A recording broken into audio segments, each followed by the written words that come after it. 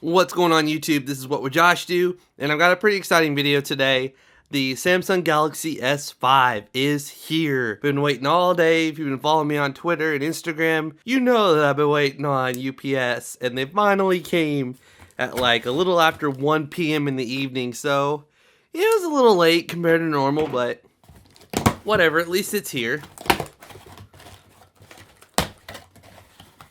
Alright, so there is some sticker that shows the phone number on the phone and the order information and stuff, so I'm going to need to go ahead and pull that out, and then I'm going to start from there.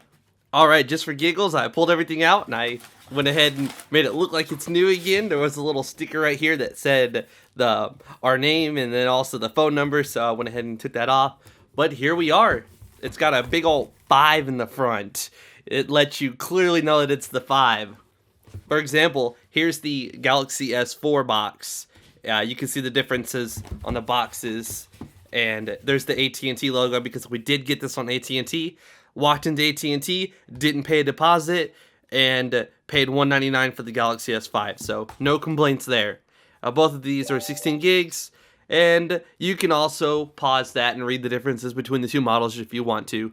Except the Galaxy S5 does support 4K recording, so I don't know why it doesn't say that there, but it does support UHD, Ultra HD, which is what I'm filming this video in with my Sony 4K camera. I'm going to go ahead and take a quick Instagram picture with my Galaxy Note 3 here. I'm a dork. Let's see how long this takes. And bam, there's the picture on my Instagram. Instagram.com/wwjoshdew. Make sure you follow me, that's how you'll know what videos I'm working on, etc. So enough fooling around, let's go ahead and get to the unboxing here. You saw the back, you saw the front. Now let's go ahead and open this thing up. Alright, pull the top off of here.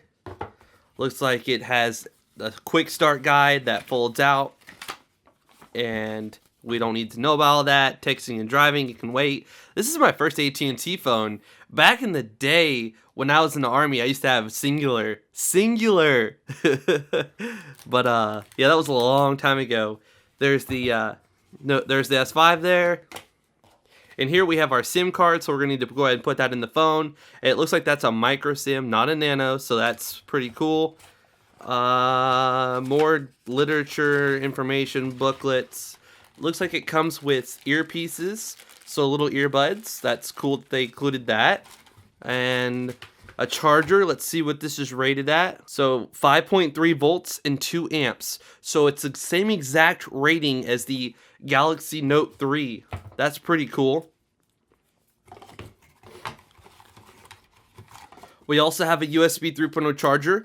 I have a USB 3.0 charger for my Note 3. And also, you can actually get these cables on Amazon for just a few dollars, or maybe even a little bit less. I bought these on Amazon. I will go through my orders and find them and link to the exact ones that I bought. They work very well, and you can have more than one of these little USB 3.0 charging cables for pretty cheap.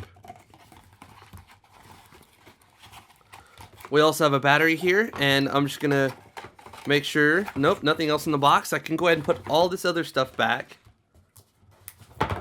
I have a lot of earphones, so these may not get used. I'll just keep them in the box for now. And we'll get to the battery here. This is strange. This is a 2800 milliamp hour battery, but it's really long.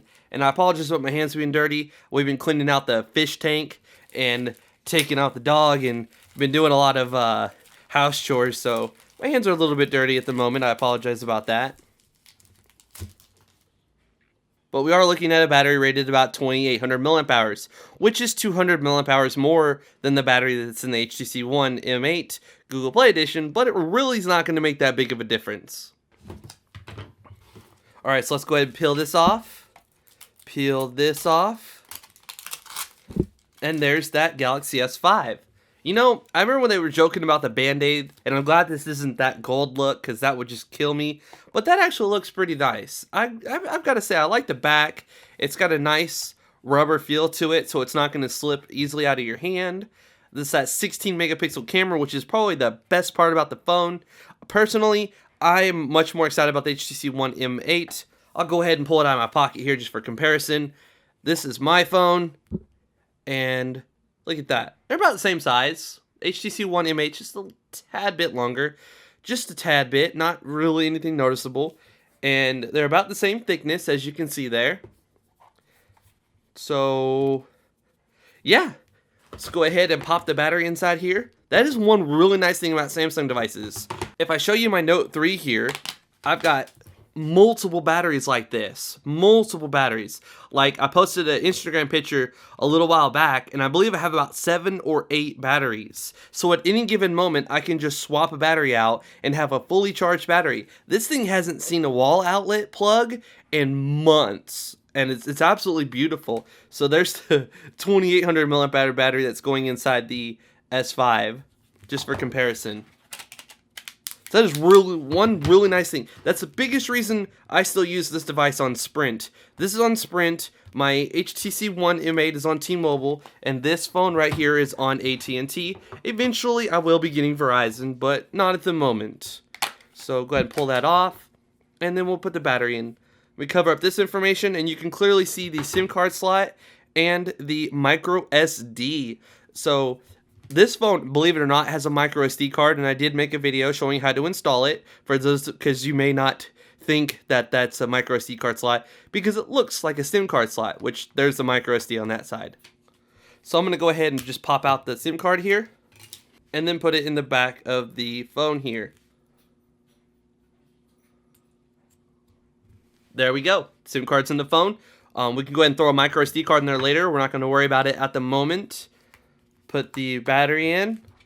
That's strangely long. I'm kind of like, wow. Usually they're wide. Let me show you the Galaxy S4 battery. This one's stock, I believe. Yes, this one's a stock battery. Look at the difference there. That's quite insane. They took a really wide battery that's kind of short, and then they made a real tall, skinny one. So, whatever. That's cool. Whatever works. Oh, that's the S4 back. I'm an idiot. I promise most of this is just for comparison. I'm not trying to like... Oh, powered by Android. That's pretty cool.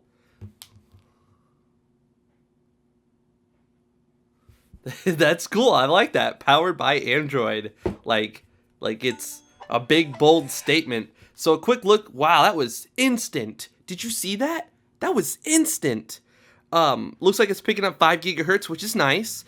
I'm going to go ahead and give a quick walkthrough. So that's a flash, and that's also a heart rate beat sensor thing in there. 16 megapixel camera. The power button. A little lip here to remove the battery like you saw. The speaker, so when you lay the phone down flat, you're not going to hear anything. It's going to be muffled, which is a big reason why I prefer the HTC One M8. And on this side, you have volume up and down. And on the bottom here, this is pretty neat. They did this with the Note 3 here. Except on this one, they actually have a little latch to open and close it. So, yeah, you can go ahead and cover that up. So it's actually pretty cool. But that's the USB 3.0 that you're going to see.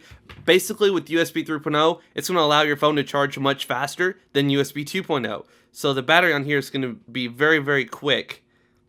They said I do need to call some number to get service activated, so I'm going to go ahead and do that. But first, I'll connect to my Wi-Fi here.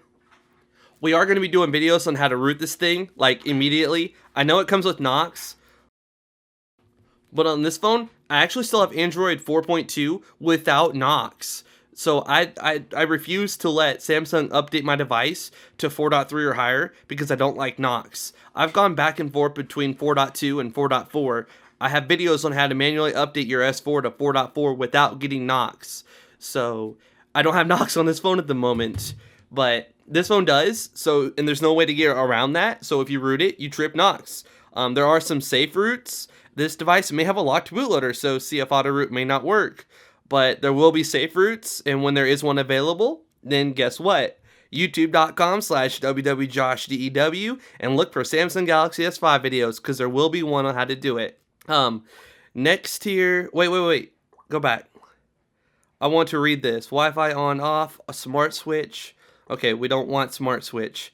I understand, yes, or no thanks. Do you have a Google account? Yes, I do. Alright, after you sign in, there's going to be a little button that says OK after you hit next. Just press that. It should take you to this little screen right here. And I uncheck that, hit next, and then hopefully our device will be set up here shortly, and we'll be able to start using it. Right away, you'll see that the icons are white. This little icon right here is called NFC. That if you turn NFC off, that icon goes away. I don't know why they decided to do that. The first time I saw that was with the 4.3 update for the HTC One M7, so last year's model. So that's what that is for those of you that are like, what's that little in icon there? So skip for now, next, and log in with AT&T or skip AT&T locker. This is my first AT&T device, so this is the first time I'm seeing that.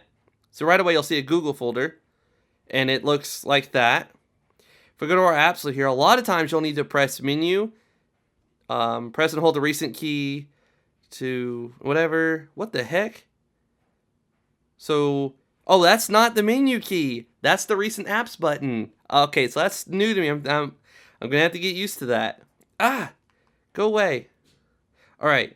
So all apps, press the little menu button up here, and then view as alphabetical order. Okay, so it's set like that automatically.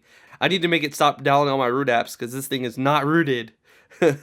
Like Super SU Pro, we can go ahead and uninstall that for now since it isn't rooted at the moment, but it will be like, if there's a root method right now, there will be a video tomorrow on how to root it. So I'm that serious. It will be rooted ASAP.